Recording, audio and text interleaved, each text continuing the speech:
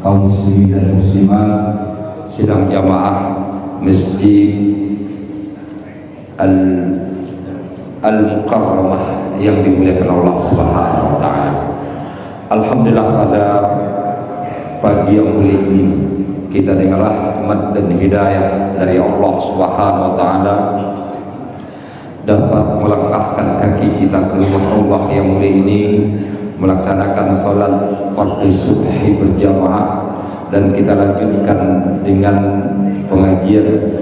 Mari diiringi dengan i'tikaf di masjid yang mulia ini dengan niat nawaitul i'tikaf fi hadzal masjid lillahi ta'ala. Sengaja aku i'tikaf di masjid ini karena Allah Ta'ala, dan insyaallah nanti akan kita iringi dengan salat sunat suluk. Mudah-mudahan apa yang kita lakukan ini mendapat ridho dan hidayah dari Allah Subhanahu wa taala. Amin ya rabbal alamin. Salawat salam kepada Nabi kita Muhammad sallallahu alaihi wasallam. Allahumma shalli ala sayyidina Muhammad wa ala ali sayyidina Muhammad. Bapak yang kami muliakan, sebagaimana tadi sudah disampaikan oleh Ustadz kita sebagai protokol, kita akan mengkaji kitab Minhajul Qasidin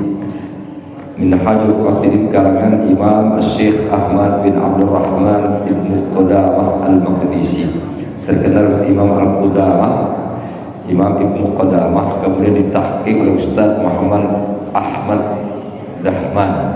Kitab ini sebenarnya yang kami muliakan, kitab bentuk kecil, kalau bahasanya mukhtasar, ringkasan dari kitab Ihya Ulumuddin yang dikarang oleh Imam Al-Ghazali. Karena kitab Ihya itu sendiri sebenarnya cukup luas dan banyak pembahasannya dan mencakup beberapa kisah. Maka dalam kitab ini membuat ringkasan terhadap apa yang dibahas oleh Imam Al-Ghazali, tapi tetap merujuk kepada 4 rubu. Ada namanya, kalau bahasa istilah Imam Al-Ghazali itu rubu. Kalau zaman sekarang kan kalau ada bab 1, bab 2, bab 3, nah itu. Tapi kalau di Medan bab 1, bab 2 beda. Nah, bab 1 B1, bab 2 B2. Nah itulah. Ini bab 1, bab 2, bab 3. Ada istilah al-fasad kalau orang Saudi. Maka kalau Bapak Ibu yang kami muliakan, kalau di tingkat universitas, kalau dalam sebuah tulisan, baik itu tulisan skripsi, tesis, disertasi, itu antara negara-negara Timur Tengah itu berbeda dalam menulisnya. Kalau orang Saudi, dia biasa menggunakan kata bahsu, al-bahsul awal, al-bahsul tsani, al-bahsul salis, dan selanjutnya. Kalau orang Mesir menggunakan istilah bab, al-babul awal, al-babul tsani. Kalau di Sudan lagi dia membuat istilah al-faslul awal, faslul tsani, faslul salis. Dan itu sebenarnya merujuk kepada kitab-kitab klasik yang ditulis oleh imam-imam klasik itu sendiri, termasuk Imam Al-Ghazali. Beliau membuat istilah rubu awal, rubu tsani, rubu salis. Rubu itu kalau kita terjemahkan dalam bahasa Indonesia artinya seperempat. Seperempat pertama, seperempat kedua, seperempat ketiga, seperempat keempat. Karena 4 seperempatnya berarti 1 gitu. Tapi kalau kita bawa di dalam di rubuk tersebut, dalam rubuk ada kitab, dalam rubuk ada pasal. Nah, itu. Maka kita mengambil yang rubuk yang ketiga, karena rubuk pertama atau bagian pertama itu membahas tentang ibadah, yang kedua tentang adat, yang ketiga tentang muhlikat, yang keempat tentang mujian, tentang ibadah, tentang adat. Kemudian kita fokus kepada tentang al-muhlikat. Al-muhlikat ini adalah sesuatu yang menghancurkan, yang merusak. Karena Imam dalam kitab Ihya Ulumuddin, al-muhlikat ini identik dengan perbuatan-perbuatan yang dilakukan oleh seorang hamba yang mendapatkan sebuah ganjaran sanksi, itu akan merusak jiwanya, merusak ruhnya, merusak pikirannya, merusak perasaannya. Maka disebut al-muhlikat. Maka pada pembahasan al-muhlikat ini Bapak Ibu yang kami muliakan, maka kita akan berbicara tentang diri kita. Pertama kali dalam kalimat awal dalam kitab ini ditulis i'lam inna asrafa ma fil insan qalbuhu fa innahu al-alim billah al-amil lahu as-sa'i ilayhi al-muqarrib al-mukasib bima indahu wa innamal jawarih atba' wa khadam lahu yastakhdimuhal qalbu istiqdamal muluk al-abid. Satu bait ini menjelaskan kepada kita, atau satu paragraf ini mengatakan anna asrafa ma fil insan qalbu. Itu artinya sesungguhnya yang paling mulia di dalam diri manusia itu hatinya. Ini meringkaskan dengan suatu kalimat yang cukup panjang yang disebut dengan asrafu ma fil ardi al insan wa asrafu ma fil insan al qalbu wa asrafu ma fil qalbi al iman. Jadi kaitannya apa yang kami muliakan, yang paling mulia di permukaan bumi ini adalah manusia, yang paling mulia dalam diri manusia adalah hati, yang paling mulia di hati adalah iman. Di awal kalimat yang paling mulia dalam hati kita ini adalah hati, dalam diri kita ini, dalam diri manusia itu hati, qalbuhu, hati. Tapi apa? Hati ini disebut ada keimanan. Maka dikatakan fa innahu, sesungguhnya hati itu bisa mengenal Allah. Hati itu amil lahu, beramal untuk Allah dan berusaha kepada Allah, mendekatkan diri dan membuka tirai dengan hati juga. Jadi membahas hati ini Bapak Ibu yang kami muliakan, ketika orang berbicara bagaimana mengenal Allah, harusnya ke hati, bukan kepada logika, bukan kepada pandangan, apalagi dengan melihat sesuatu di luar pandangan. Tapi hati, maka semakin jernih hati seseorang, maka makin kuat dekat Allah. Maka tadi katakan al-muqarrib al-mukasif, artinya mendekatkan diri kepada Allah. Al-mukasif itu kasaf, membuka tirai. Kalau bahasa tasawuf, membuka tirai ini di depan kita ini Bapak Ibu yang kami muliakan, ada tirai-tirai tertentu yang tidak kita bisa lihat, tapi dia ada. Kita bisa melihat, kalau saya bisa melihat ke depan sana dinding, tapi tidak bisa melihat ada sesuatu yang di depan kita. Tirai ini ada sesuatu yang bisa dibuka, maka membuka tersebut hati. Maka dalam istilah yang selalu dipakai oleh para ulama dengan istilah mata hati. Mata hati dengan dekatnya kepada Allah, dia makin jernih. Jernihnya dia akan membuka tirai-tirai yang tidak bisa dilihat oleh orang lain. Lalu dikatakan lagi, wa innamal jawarih, sesungguhnya anggota tubuh secara zahir. Kita punya tangan, punya kaki, punya telinga, punya mata, punya mulut, punya kulit, punya otak, pikiran. Anggota tubuh ini Bapak Ibu disebut adba'u wa khadam, pengikut hati dan pelayan hati. Jadi dikatakan tangan kita ini akan melayani hati kita, kaki akan melayani hati kita, mata akan melayani hati kita. Tapi sebaliknya, yastakhmal qalb, hati juga akan melayani anggota tubuh. Ada di dalam ilmu komputer algoritma itu, ketika pikiran orang di dalam dunia internet dan dia selalu memikirkan sesuatu di internet, dia buka terus, maka akan muncul itu. Padahal yang lain itu cukup banyak sebenarnya. Tapi kalau ada orang sedang mencari dakwah, dia akan muncul padanya dakwah saja. Ada orang suka membuka apa? Cek khodam, kan? Baik itu di medsos apa, cek khodam. Ketika cek khodam dia buka, dan terus mucahadah, besok dia akan keluar cek khodam yang lain. Begitu apa yang kami katakan, anggota tubuh kita ini akan melayani hati, hati juga akan melayani anggota tubuh. Maka setiap orang berbuat seharusnya dia kembali kepada hatinya. Tapi ketika hati seorang itu merasakan tertentu, dia akan menyuruh kepada anggota tubuh untuk melakukan atau untuk mencapai apa yang diinginkan hati. Maka di dalam hidup kita ini, Bapak Ibu yang kami muliakan, anggota tubuh ini memang dia bergerak.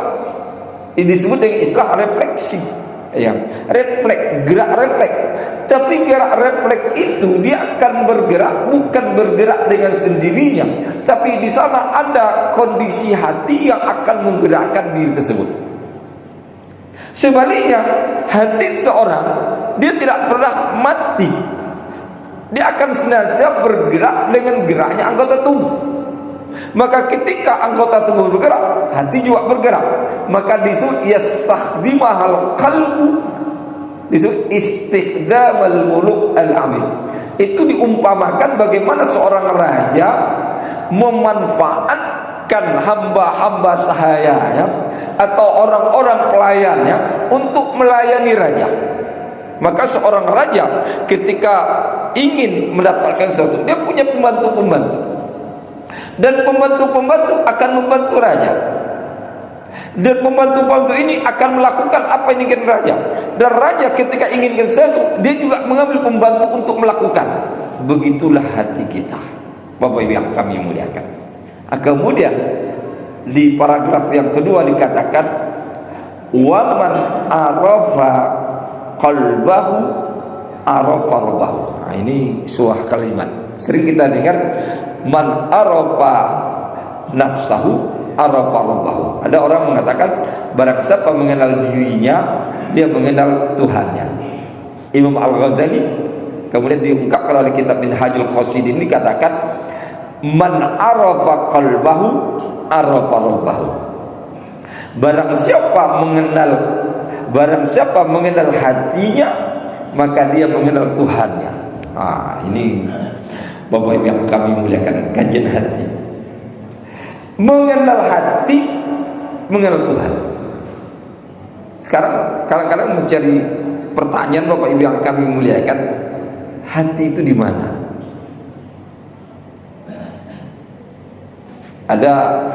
Saya contoh, ada orang sholat, ya, dicontoh orang sholat. Mungkin ada di antara kita sholat, sholatnya bukan di sini, tapi di bawah.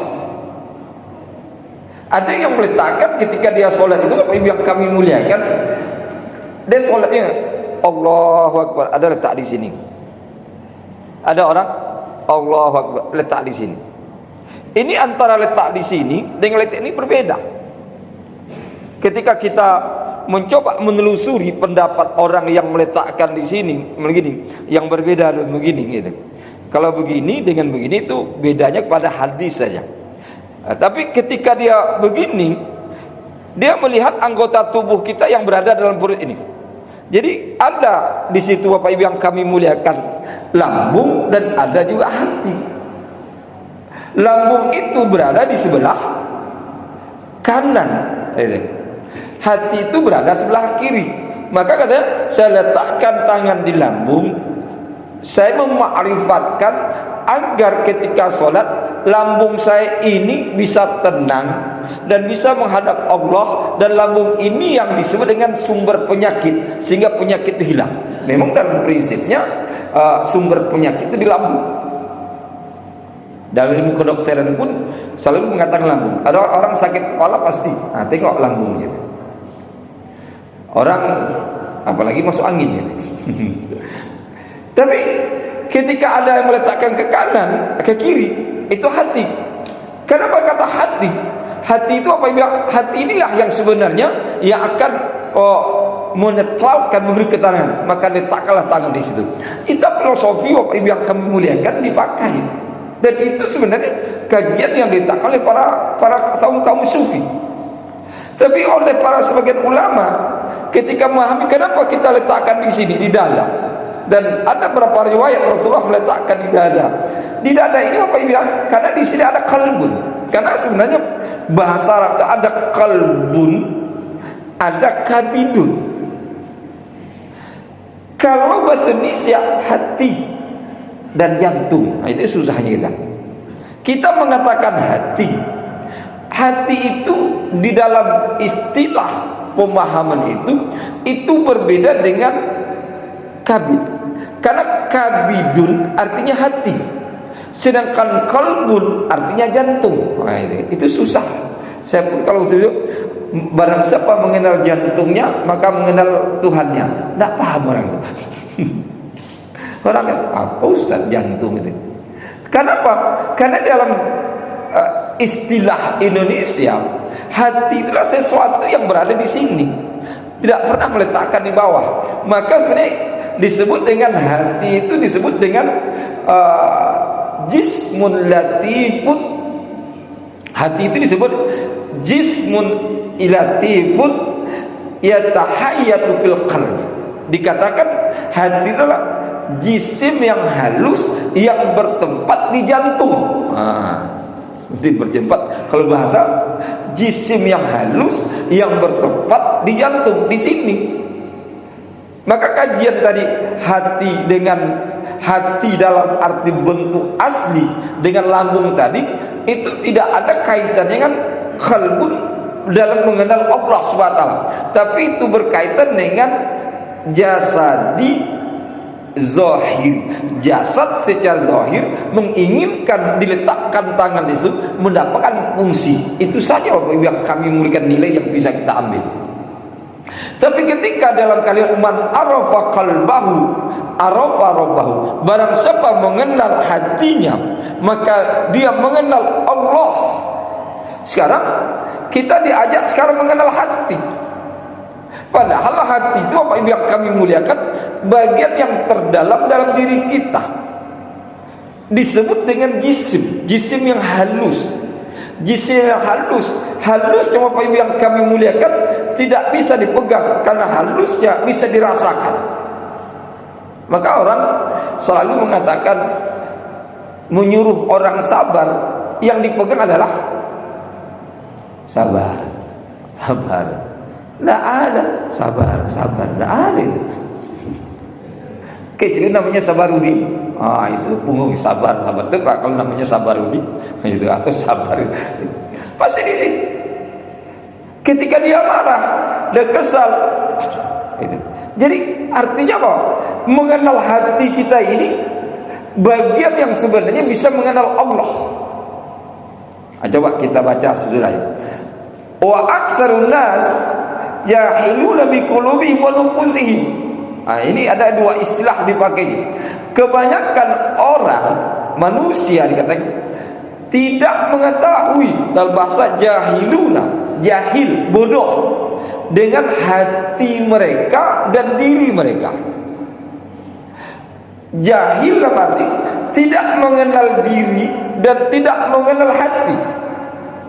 Maka kami muliakan ketika Rasulullah mengatakan innal qalba yataqallabu kama innal qalba yataqallabu asra min taqallubul kafwain.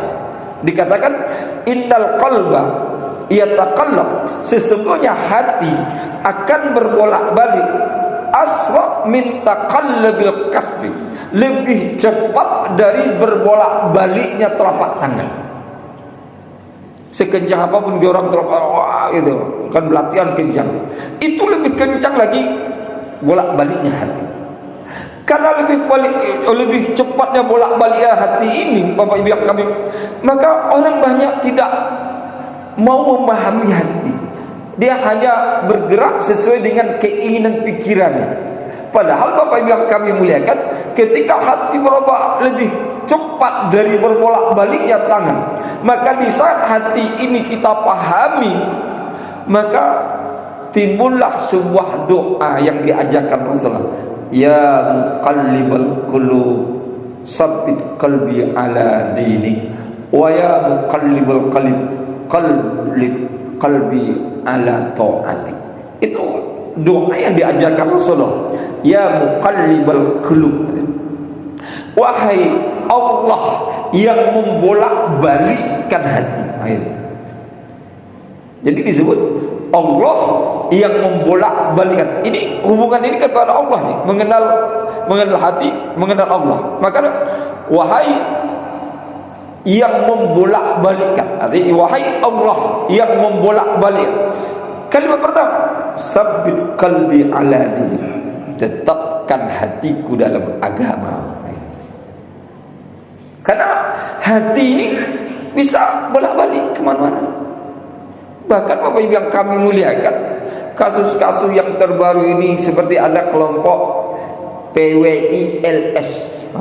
Mungkin pernah Bapak Ibu dengar kan? PWILS, Perhimpunan Wali Songo Indonesia. LS itu apa? Fisabilillah. Kan bentor oleh FPI. Ini membenci Habib. Ini mengatakan ini semuanya. Mereka mendukung katanya Wali Songo, tapi perilakunya tidak seperti Wali Songo ini. Jadi kalau kita tengok seperti itu, apa yang kami muliakan, ketetapan hati, ketetapan diri kita ini sabit qalbi ala din, beragama dalam bahasa, beragama dalam arti berislam, itu harus memohon kepada Allah SWT agar ditetapkan kita dengan keislaman dan keagamaan tersebut. Karena sekarang banyak orang berislam tapi belum tentu hatinya tetap dengan Islam. Karena berislam ini Bapak Ibu yang kami muliakan, dia bukan hanya sekedar tulisan, bukan sekedar kata, tapi dia berislam itu adalah berkaitan hati kita. Kenapa? Ketika hati menetapkan diri kita kepada jalan Allah, maka jalan itu yang kita jalani, bukan jalan yang lain. Tapi dia jalan Allah dia ambil, jalan yang lain dia ambil, tidak tetap. Baru nanti doa, wa ya muqallibal qalb, wa ya muqallibal qulub, qallib qalbi ala ta'atik. Wahai Allah yang membolak-balikkan hati, balikkan hatiku dalam ketaatan kepadamu. Jadi kita ini Bapak Ibu harus memahami, dia tidak boleh kita jahil terhadap hati dan diri kita ini. Maka sampai dikatakan, wallahu yuhawwidu bainal mar'i wa qalbihi wa haylulatuhu ayamna'hu min ma'rifati wa muraqabatihi wa ma'rifatul qalbi wa sifati asluddin wa asasu tariqis sadiqin. Diungkapkan, wallahu yuhawwilul mar'a wa qalbi. Di situ kan Allah yang akan yuhawwil. Yuhawwilnya artinya memberi batas antara seseorang dengan hati. Jadi dikatakan Allah akan bisa membalikkan, memberi batas antara diri seorang dengan hatinya. Jadi kalau Allah itu sudah membatasi antara manusia dengan di hatinya, maka terjadilah Bapak Ibu yang kami muliakan, ada manusia yang tak berhati. Itu bahasa kita. Maka ada orang bilang tak punya hatinya loh gitu. Tak punya hati. Hati sudah ditutup oleh Allah SWT. Tapi kalau hati tersebut dibuka, kemudian dibuka tersebut, dia akan melihat, oh ini saudara saya, oh ini apa yang saya katakan ini adalah sesuatu yang akan memberi dampak. Maka ada sebuah pepatah itu mengatakan begini, berbicara itu seperti melemparkan batu ke dalam sungai, dan kita tak tahu sedalam apa batu itu masuk ke dalam sungai. Wah, ini tinggi kan. Artinya ketika kita berbicara itu seperti melemparkan batu dalam sungai, dan kita tak tahu batu ini sedalam apa dia masuk ke sungai. Begitu juga sebenarnya ketika kita berbicara, dia akan menembus hati-hati, dan tak tahu kita sejauh mana, sedalam mana hati orang menerima pembicaraan kita. Maka kalau Allah sudah tutup, itu tidak akan tidak akan pernah bertemu dengan risalah-risalah samawi, tapi dia akan cenderung kepada apa yang dilakukan oleh syaitan. Maka di awal-awal surah Al-Baqarah itu, Bapak Ibu yang kami muliakan, itu Allah mengatakan orang kafir dia menjadi kafir karena hatinya sudah tertutup. Tapi orang munafik dia menjadi munafik karena hatinya berpenyakit. Adanya penyakit di hati atau hatinya tertutup, itu Allah yang melakukan. Sehingga sampai kata Allah, kata dalam kalimat ini, wahailulatuhu, Allah beri batas antara diri seorang dengan hatinya, ayyamna'ahu min ma'rifati wa muraqabati. Allah larang diri orang tersebut apa? Untuk mengenal Allah dan muraqabatihi. Artinya untuk mengenal Allah dan merasakan kehadiran Allah. Subhanallah. Bapak Ibu yang kami muliakan, di sini dikategorikan dengan istilah apa? Ketika hati sudah terbatas dengan jiwa seorang, itu susah untuk mengenal Allah. Tapi kalau antara hati dan jiwa seorang tidak ada batas, mudah mengenal Allah.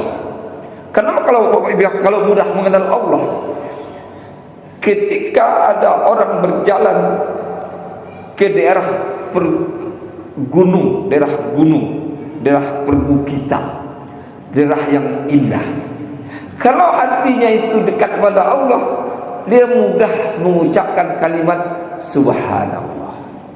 Dia akan mudah mengucapkan la ilaha illallah ketika melihat bukit gunung yang indah. Kenapa? Dia akan mengembalikan ma khalaqta hadza batila subhanaka faqina azabannar. Ma khalaqta hadza batila, ya Allah, kau tidak ciptakan gunung ini, kau tidak ciptakan bukit ini, kan gitu. Sia-sia. Berarti itu hatinya sudah mengenal Allah. Tapi kalau ada orang sudah terbatas antara hati dengan jiwanya, dia tidak pernah mengkaitkan dengan Allah. Dia hanya mengatakan cantik ya, indah ya, tenang kita ya. Lupa Allah yang telah menetapkan.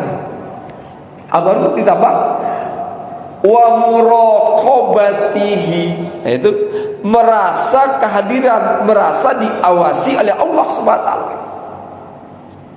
Hidup zaman sekarang ini Bapak Ibu yang kami muliakan, dengan kecanggihan teknologi, ada orang itu Tuhannya bukan Allah lagi, Tuhannya teknologi. Kenapa dikatakan Tuhannya teknologi? Dia mengatakan yang menggerakkan saya kan teknologi, yang untuk menghasilkan rezeki saya sekarang teknologi. Saya bisa seperti ini karena teknologi, Tuhannya teknologi. Ketika Tuhan yang teknologi, Bapak Ibu yang kali, dia lupa teknologi itu adalah bagian dari penciptaan Allah. Kenapa saya kata bagian penciptaan Allah? Karena teknologi itu terbuat dari benda-benda di alam. Dia terbuat dari besi, dari tembaga. Itu kan sumbernya dari alam semuanya. Tanpa itu dia tidak akan terjadi teknologi tersebut. Maka ketika dia kembali kepada Allah SWT, harusnya dalam dirinya muraqabatullah, merasa kehadiran Allah. Merasa kehadiran Allah ini oleh Rasulullah ketika ditanya oleh malaikat Jibril dalam hadis yang panjang tentang Islam, iman, ihsan, tentang hari kiamat. Maka kalimat ihsan, Rasulullah ditanya tentang ihsan, Rasulullah hanya mengatakan anta'budallah ka'annaka tarah fa in lam takun tarahu fa innahu yaraka. Jadi ketika malaikat Jibril bertanya, ya Rasulullah, apa itu ihsan? Rasulullah hanya mengatakan anta'budallah ka'annaka tarahu Artinya apa? Hendaklah kamu menyembah Allah seakan-akan kamu melihatnya. Fa in lam takun tarahu fa innahu yaraka. Kalau kamu tidak bisa melihat Allah, sungguh Allah melihat kamu. Yang sebenarnya antara dua ini yang banyak yang terakhir. Yang pertama, seakan-akan melihat Allah. Yang kedua, Allah melihat kita. Seakan-akan tidak ada itu. Tapi kalau dalam kajian tasawuf, seakan-akan itu ada merasakan keagungan dan kebesaran Allah.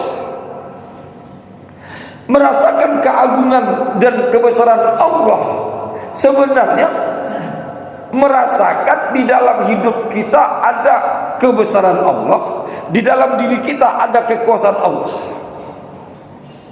Sama yang kami muliakan ketika kita masuk dalam berendam dalam air. Kita berendam dalam air. Itu kadang menjadi pertanyaan begini. Kita di dalam air atau air di dalam kita? Kalau bahasa di kampung itu ada istilahnya luka. Luka mungkin terlalu Pak Ibu. Luka itu kan menangkap ikan. Tapi jadi luka besar-besar payah sekarang. Luka sekarang sudah keren. Ada sekarang pakai seng, pakai apa sekarang? Tak pakai dari bambu lagi. Luka itu kan nangkap ikan. Dulu katanya luka itu besar-besar. Itu sering orang mengatakan luka dalam air atau air dalam luka. Ini kan. Padahal luka itu dalam air, tapi air ada juga dalam luka. Begitu ya? Kita dalam air, tapi tubuh kita ini air. Maka di dalam penelitian itu 70% tubuh kita isinya air gitu. Maka ketika kita dalam air, ya tubuh kita dalam air. Tapi satu sisi tubuh kita air gitu.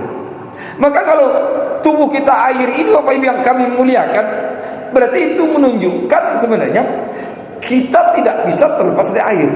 Sebaliknya kalau kita bawa dengan kekuasaan Allah, kita sebenarnya berada di dalam kekuasaan Allah. Tapi di dalam diri kita ada kekuasaan Allah. Maka Allah mengatakan wa fi anfusikum afala tubsirun. Di dalam diri kalian kenapa kalian tidak melihat? Maka kalimat muraqabatullah, merasakan kehadiran Allah, sebenarnya bagaimana kita merasakan tentang kekuasaan Allah dan kemahakuasaan Allah. Dan kemahakuasaan Allah ini oleh Rasulullah seakan-akan melihat Allah. Sebaliknya Allah melihat kita. Yang paling enak adalah merasakan Allah melihat kita. Jadi kita tegak begini, dia Allah melihat saya, itu selesai. Tapi ketika dia merasa seakan melihat Allah, itu hati yang berbicara. Mata hati yang berbicara. Ketika mata hati berbicara ini, maka sebenarnya merasakan kehadiran itu adalah bagian yang kuat. Karena Nabi Musa di dalam Al-Quran Allah pernah mengatakan, Nabi Musa itu pernah minta kepada Allah untuk melihat zat Allah. Karena Nabi Musa terkenal dengan kalimullah, Nabi yang bisa berbicara langsung kepada Allah SWT.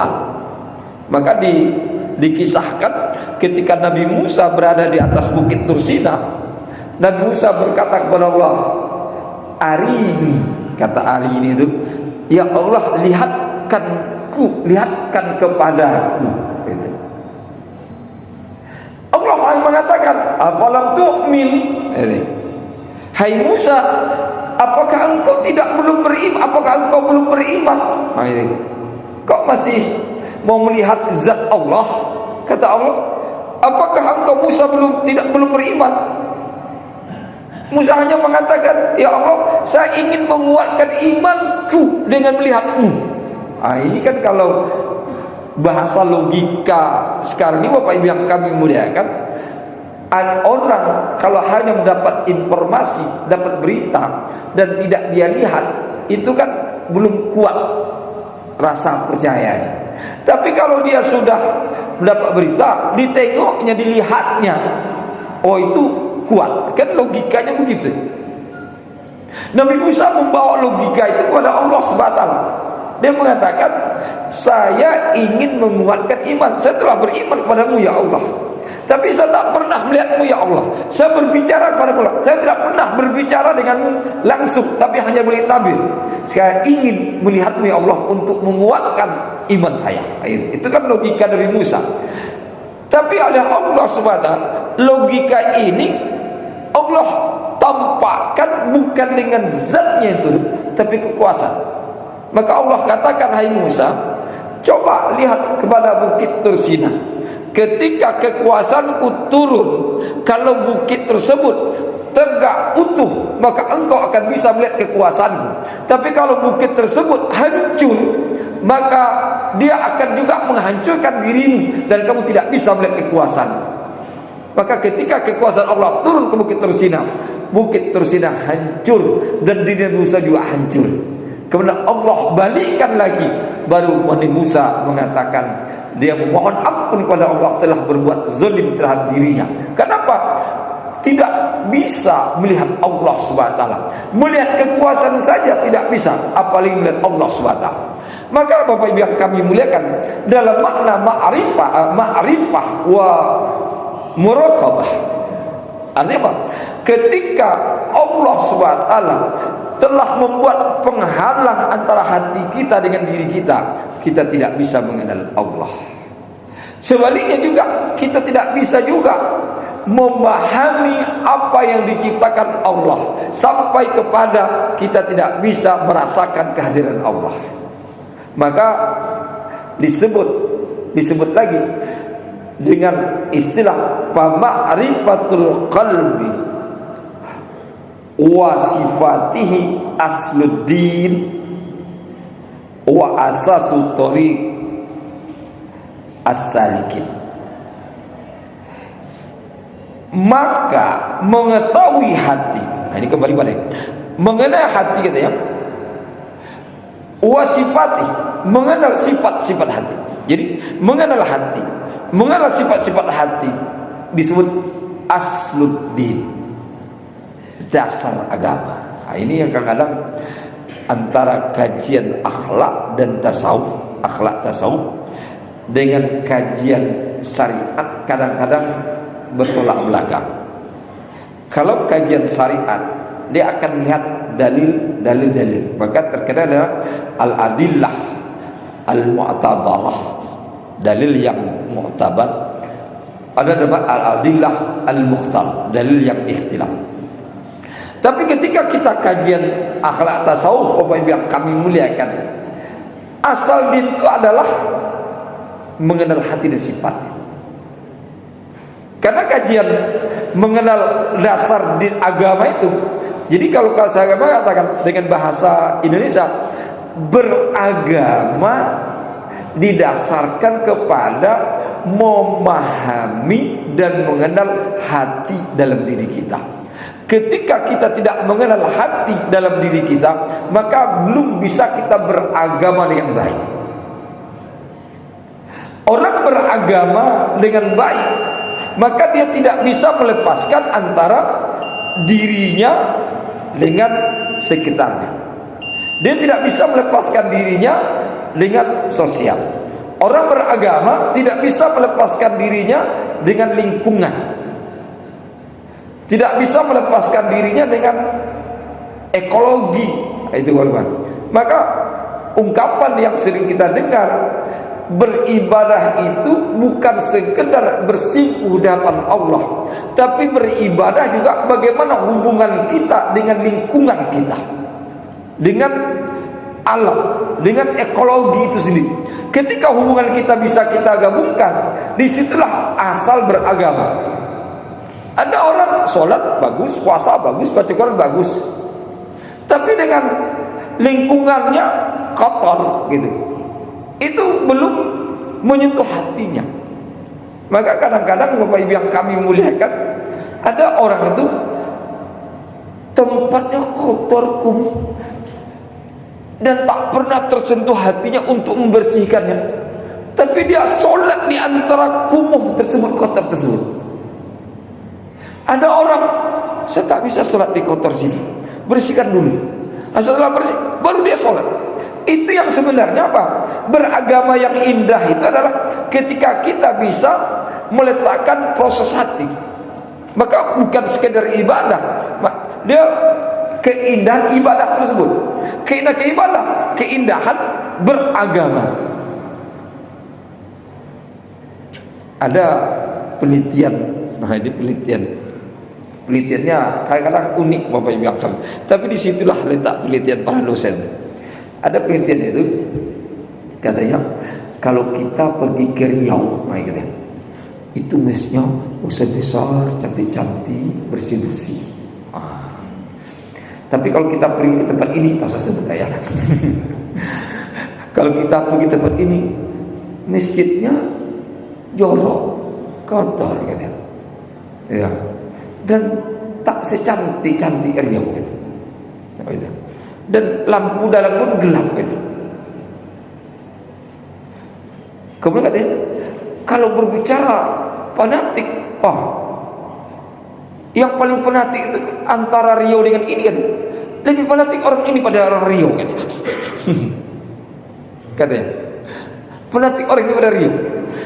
Katanya. Orang ini tapi apa? Tempat ibadahnya tak bagus, tak cantik. Jorok katanya. Tapi kalau agama fanatik sekali katanya. Orang Riau masjidnya bagus katanya. Kurang fanatik. Nah, itu kan penelitian. Tapi ketika jumpa sama saya, ini bukan berkaitan fanatik bilang. Ini berkaitan dengan mindset beragama. Jadi mindset itu pola pikir beragama. Saya katakan pola pikir beragama orang Riau, dia sudah menyatukan antara logika dengan perasaan dengan hatinya, sehingga dia beragama itu di atas berislam yang benar. Kalau orang ini mindsetnya mindset lama bilang.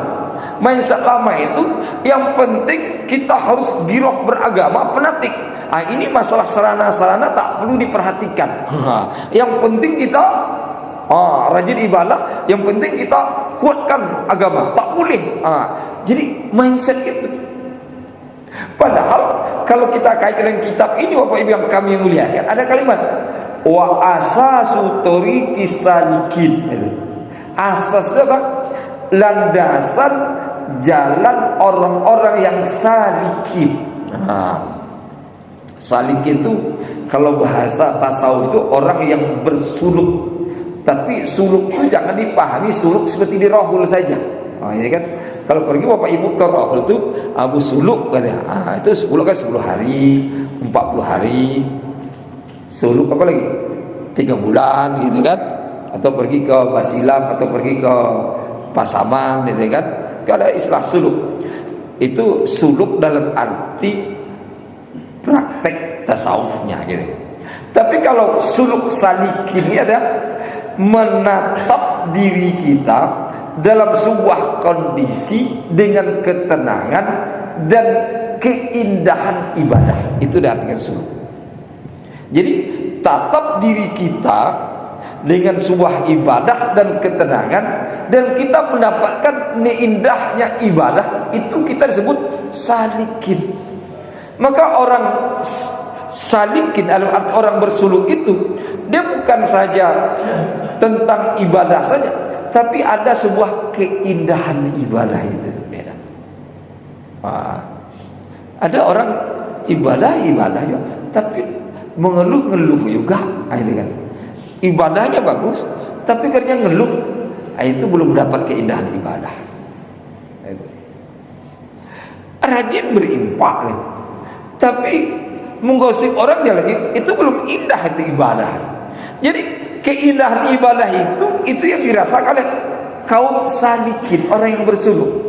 Maka kata suluk ini dijabarkan dalam bentuk luas, ternyata bisa. Kita kemarin buat kelompok di perguruan tinggi dengan antara dosen, kayak buat kami kelompok suluk. Apa kelompok suluk itu? Suluk apa? Karena kita belajar academic writing, menulis artikel, kemudian kita butuh suatu tempat yang tenang, kita hanya nulis aja di situ. Itu kelompok suluk itu. Jadi tak diganggu oleh hal lain. tak ada ganggu ini. Pokoknya satu hari kita dalam ruangan tersebut kerja apa? Nulis saja. Itu suluk katanya. Merasakan keindahan hidup sendiri, hidup menulis tanpa diganggu oleh yang lain. Sebenarnya hakikat di dalam salikin itu memposisikan diri pada satu tempat, merasa ketenangan, ibadah, ada keindahan ibadah kita rasa. Maka asas tori kisah ini, asas daripada jalannya orang yang bersuruh adalah ketika dia bisa beragama dengan hati dan hatinya terbuka mengenal Allah Subhanahu wa taala. Inilah barangkali Bapak Ibu yang kami muliakan yang dapat saya sampaikan dalam kajian di pagi hari ini, dan ini baru mengenal hati. Tapi kalau dibaca sesudahnya ini sudah faslun fi madakhil iblis fi qalbi insan. Ini sangat luas ini. Itu adalah sebuah pasal mengenal pintu-pintu iblis ke dalam hati manusia. Nah, ini jadi bagaimana iblis masuk ke dalam hati, ada pintu-pintunya. Ini banyak pintu-pintunya. Dan insya Allah mudah-mudahan bisa kita kaji selanjutnya dan bisa kita mengenal pintu tersebut. Inilah barangkali Bapak Ibu yang kami muliakan. Mungkin ada pertanyaan atau ada perlu kita diskusikan, saya persilakan.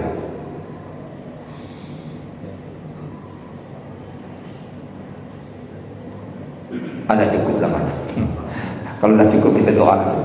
Bapak Ibu yang kami muliakan, sebelum kita tutup mari kita baca Al-Fatihah. Kita niatkan untuk kedua orang tua kita. Ala hazirnya Al-Fatihah. A'udzubillahi minasyaitonir rajim. Bismillahirrahmanirrahim. Alhamdulillahirabbil alamin. Arrahmanir rahim. Maliki yaumiddin. Iyyaka na'budu wa iyyaka nasta'in. Ihdinas siratal mustaqim. Siratal ladzina an'amta 'alaihim ghairil maghdubi 'alaihim waladdallin. Amin. A'udzu billahi minasyaitonir rajim. Bismillahirrahmanirrahim. Alhamdulillahi rabbil alamin. Hamdan yuwafiqu bi mazidah. Ya Rabbal hamdu kama yanbaghi jalali wajhika wa 'azimi sultanik. Allahumma inna nas'aluka bi anna nashhadu annaka anta Allah la ilaha illa anta allazi lam yalid wa lam yulad wa lam yakul lahu kufuwan ahad. La ilaha illa anta subhanaka inna kunna minaz zalimin. Allahumma ighfir lana ma qaddamna wa ma akharna wa ma asrarna wa ma a'lanna wa ma anta a'lamu bihi innaka antas samiul alim. Allahumma ighfir lana wa li abaina wa li ummahatina wa li ajdadina wa jaddatina wa li ikhwana akhwatina wa li asatizatina wa asatizatina wa liman ahsana bina wa liman nasarana wa liman awsana bid du'a wa li kafatil muslimin wal muslimat wal mu'minat bi rahmatika ya arhamar rahimin. Allahumma sallimna wa sallimna waj'alna salim muslimin. Allahumma sallim dinana wa sallim dunyana wa sallim akhiratana wa sallim imanana wa sallim tauhidana wa sallim ma'rifatana wa sallim qulubana wa sallim abna'ana wa sallim sababana wa sallim ahlana wa qawmana ya arhamar rahimin. Allahumma ya muyassir kulla asir yassir alaina kulla asir wa taysirul asir alaika yasir. Allahumma man la yahtaju ila al-bayan wa tafsir wa hajatuna ilaika kasir wa anta alim basir yassir umurana ya arhamar rahimin. Allahumma anta safi ismi mardana sifat la yughadiru saqaman ya arhamar rahimin. Allahumma afina fi badalina, Allahumma afina fi sam'ina, Allahumma afina fi basarina ya arhamar rahimin. Rabbana taqabbal minna du'anaka sami'ud du'a. Rabbana atina fid dunya hasanah wa fil akhirati hasanah wa qina azaban nar. Wa akhiru da'wana alhamdulillahi rabbil alamin. Assalamualaikum warahmatullahi wabarakatuh. Terima kasih, sama-sama kita ucapkan kepada Tuhan Guru kita. Mudah-mudahan kita doakan mudah Tuhan Guru senantiasa dalam keadaan sehat walafiat, dan kita semuanya selalu diberikan hidayah untuk dapat mendatangi majelis ilmu. Demikian kiranya dapat kami sampaikan, mudah-mudahan membawa manfaat bagi kita semuanya. Kita tutup dengan kafaratul majelis. Subhanallahumma wa bihamdika asyhadu an la ilaha illa anta astaghfiruka wa atubu ilaik. Wassalamualaikum warahmatullahi wabarakatuh.